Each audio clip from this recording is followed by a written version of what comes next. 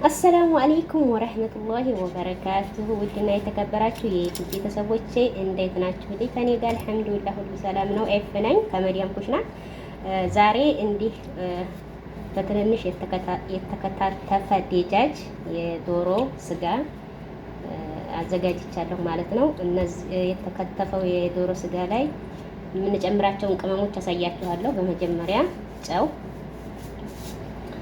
ከዛ እዚህ ጋር በርበሬ ያለን የተፈጨ ፍልፍል ፓውደር ወይም ደግሞ በእኛ ጋር የተፈጨ በርበሬ አለን እንጨምራለን። ዘይት ሎሚ እንጨምርበታለን ማለት ነው። ከዛ እዚህ ጋር ፍልፍል አስወድ፣ ቁንዶ በርበሬ እንደዚህ አድርገን እናዋህደዋለን ማለት ነው። እዚህ ጋር ነው የምንሰካው።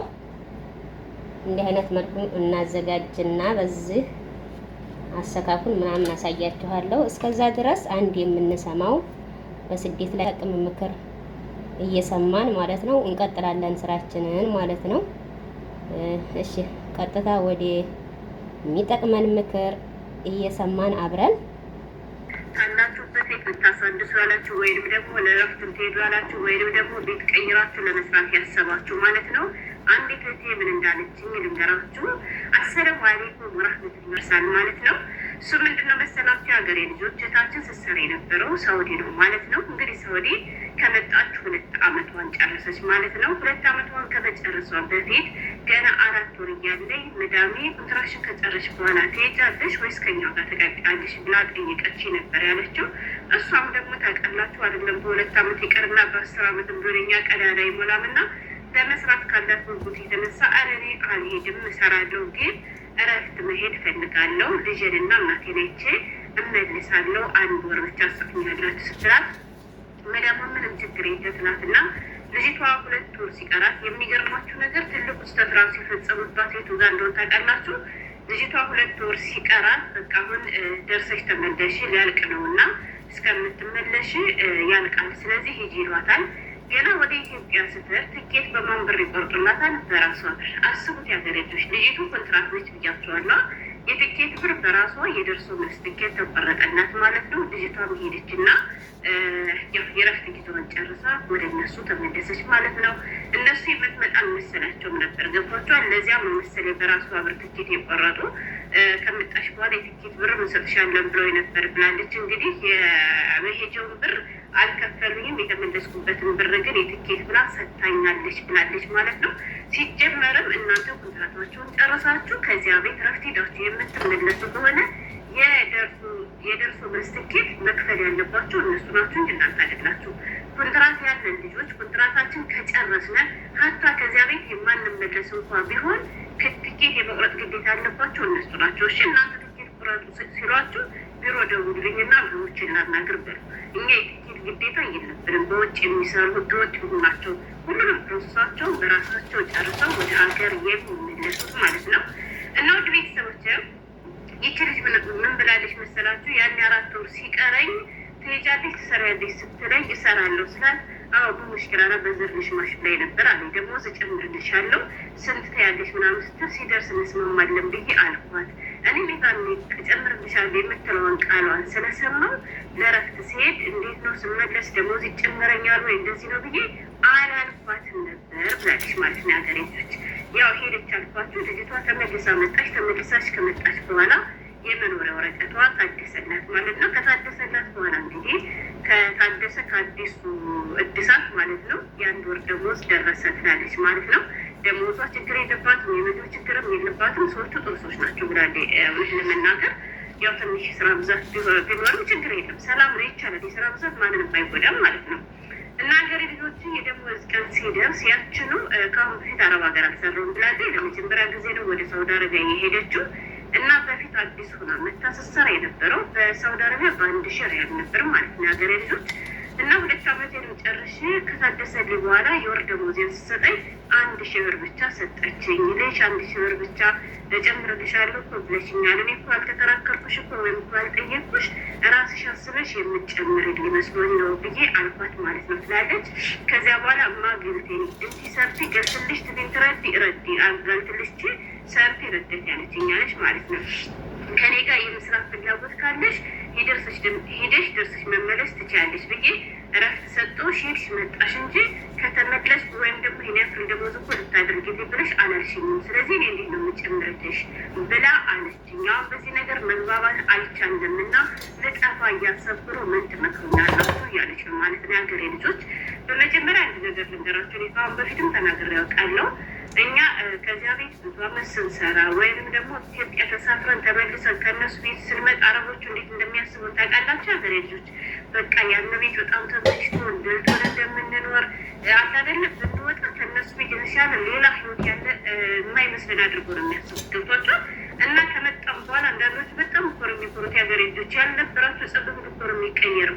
ከዚያ እሷ ማለት እኔ እኮ እንደ ሰው አይደለሁም እኮ ምግብ እንደፈለግሽ ነው የምትበይ፣ ዋይፋይ በእኔ ነው የምትጠቀሚ፣ ስራም እንኳን ይሄን ስር ብዬሽ አሰሪም በራስሽ ፍላጎት ነው የምትሰሪ። ስለዚህ እኔ ደሞዝ አልጨምርሽም፣ በዚህ ከሰራሽ ስሪ ብላ ያን በጸባይ ብታናግረኝም ጥሩ ነበር። ጸባያ ሁሉ ተቀይሮ ሌላ ነገር አናገራት። ስለዚህ እሷን መበቀል የምችለው በመጥፋት ብቻ ነው። ልጠፋ ነው ምትሉ አላችሁ፣ እርግጠኛ ነኝ ከጠፋ ከዚህ በተሻለ ደሞዝ ልሰራ እችላለሁ እያለቻችሁ ነው ማለት ነው። ወደ እሷ መለስበታለሁ። የሀገሬ ልጆች እናንተ ኮንትራታችሁን ጨርሳችሁ ወደ ኢትዮጵያ ተሳፍራችሁ ሆነ ወደ ኢትዮጵያ ሳትሳፈሩ ከዚህ ቤት እያላችሁ ካላችሁባቸው ሰዎች ቤት አሳድሳችሁ መቀጠል የምትፈልጉቶች በመጀመሪያ ማለት ነው ትንሽ 4 ወር ሲቀራችሁ 3 ወር ሲቀራችሁ 2 ወር ሲቀራችሁ ሲያናግሯችሁ እንዲህ ብትሄጂ ወላበት ሲል ሲሏችሁ ማለት ነው ትቀመጫለሽ ወይስ ትሄጃለሽ ሲሏችሁ እኔ እንጂ አላውቅም ይሻል ሀይች ባሌ ነው ማለት እሺ ቆይቻ ይች ነግራችኋለሁ ማለት ያለባችሁ እንጂ አሁን እኮ እናቴ እንደዚህ ነች ልጆች አሉ ቤት እሰራለሁ ብላችሁ የቤታችሁን ገመና ችግራችሁን አትናገሩ። ለምን ብትሄዱ እንደዚያ ካደረጋችሁ እናንተ በቃ ይች ችጋራ ቤትም አትሄድም መቼም አትሄድም አልጨምርሽም ብላችሁ ትሰራታለች ስልና ጨርሷት እንዲጫወቱባቸዋል ማለት ነው። ችግራችሁ ለአረቦች አትናገሩ። ሲጀመር የሀገሬ ልጆች ወላሂ ትናቃላችሁ ማለት ነው። ገብቷችኋል? መናቅ ስራችሁ አላደለ በቃ በማን አለብኝነት ጥፋት እንደ ነው የሚጫወቱባችሁ። ገባችሁ? እና ችግራችሁን አታውሩ። አስቀድማችሁ ስለ ኮንትራታችሁ አታውሩ። እኔ አሁን አላውቅም ባዴ ላይ ቤተሰብ ጠይቄ እናቴን አስፈቅጄ ምናምን ማለት ያለባችሁ። ከዚያ ቢያንስ 1 ወር ሲቀረው 2 ሳምንት ሲቀረው መባባል ትችላላችሁ። ገባችሁ? ከዛ በኋላ ትሰራለች ተጀራለች በሽ ጠይቀሽ የነበረ ደሞዝ ከጨምራችሁኝ ይሰራለሁ፣ ደሞዝ ካልጨምራችሁኝ ግን አልሰራም ብላችሁ ተናገሩ ማለት ነው። ከዛ እነሱ ደግሞ አሁንም መቼም ማትሄድ የሚላችሁ ነው ምን ያደርጋሉ መሰላችሁ? አይ እኔ አልሰራም እኔ አልጨምረሽም፣ ከሰራሽ በዚህ ደሞዝ ስሪ ልትልሽ ትችላለች ማለት ነው። ከዛ አንቺ ደግሞ ምን ማድረግ አለብሽ? ብልጥ ሆነሽ ሻንጣሽን ረትቢ ማለት ነው። ያገር ልጆች ከዚህ አመሉኝ እናንተ ጎበዝ ሰራተኛ ከሆናችሁ እነሱ የሚፈልጓችሁ ከሆነ ልትሄዱ ስትዘጋጁ ሻንጣችሁን ስትረትቡ ወይንም ደግሞ በቃ ለመሄድ እንደቆረጣችሁ ሲያውቁ ላሄዱ ብላችሁ ደሞዝ ይጨምሯቸዋል ማለት ነው። ግን ይሄን ማድረግ የሚችሉት ምንድን ነው? እናንተ ጎበዝ ሰራተኞች ስትሆኑ ገብቷቸው እና የሀገሬ ልጆች ሳትዋዋሉ ደሞዛችሁን ይህን ያክል ጨምረኛለች ሳትባባሉ በጭራሽ የመኖሪያ ወረቀታችሁን እንዳታሳድሱ። ግዴታቸው ነው ወይ ደሞዝ ምናምን የሚለው በጨመር የሚለው ግዴታ አይደለም፣ ግን በስምምነት ያለ ነገር ነው። የሀገሬ ልጆች ቢያንስ አንድ ከፊል በየ2 አመቱ ወይ 200 ወይ 100 ሪያል ወይ 100 ድርሃም መጨመር አለበት። ገባችሁ? እንዲሁ በትንሹ ማለት ነው። ስለዚህ 200 ሪያል 200 ድርሃም ሳይጨምራችሁ 100 ሪያል 100 ድርሃም ሳይጨምራችሁ በዚያው በነበራችሁበት ደሞዝ ለምን ከዚያ ቤት ትሰራላችሁ? ለምን ካላችሁኝ አሁን እናንተ ጎበዝ ናችሁ፣ ምንም አይነት ስተሳሰሩ በስነ ስርዓት ኮንትራታችሁን ጨርሳችሁ ኢትዮጵያ ከገባችሁ ወደ ሌላ ሀገር ብትመጡ በ1002 ትሰራላችሁ። ገብቷችኋል? እንጂ በእርግጥ ሰዎቹ ጥሩ ከሆንላችሁ በሌላ ነገር የሚያካክሱላችሁ ከሆነ እሰይ፣ ግን በቃ ብሄድ የተሻለ ነገር አላገኙም ብላችሁ ራሳችሁን አጨናንቃችሁ እንደፈለጉ ጥንባጥ እየተጫወቱባችሁ አትኑ፣ ብልጦቹ ማለት ነው። እና ልጅቱ በውስጥ ነግሬያታለሁ፣ አትጥፊ ነው ያልኳት። ሰዎቹ ጥሩ ከሆንላት እንግዲህ እንደምንም ችላ 2 አመቷን ትጨርስ ወይም ደግሞ የተወሰነ ነገር ሰርታ በሆነ ምክንያት አማይታ እናቴ ታመልኝ ምናምን ብለሽ ወደ ሀገርሽ ግቢ ነው ያልኳት። ለምን ብትሉ የብሩ አለመጨመር ሳይሆን የእሷ ሁኔታ እያናደደኝ ነው ብላለች ማለት ነው። ያገሬ ልጆች መቻል ነው፣ ሌላ አማራጭ የለሽ ይመስላል። እና ሄደን ነበር የመጣው ሰላም ነው። ልክ ከኦቭኑ ደርሶ ሲወጣ መጨረሻ ላይ ማሳያችሁ ይሆናል። ያው ቪዲዮውን ሰብስክራይብ፣ ላይክ፣ ሼር፣ ኮመንት መጻፋችሁን እንዳትረሱ፣ አበረታቱን።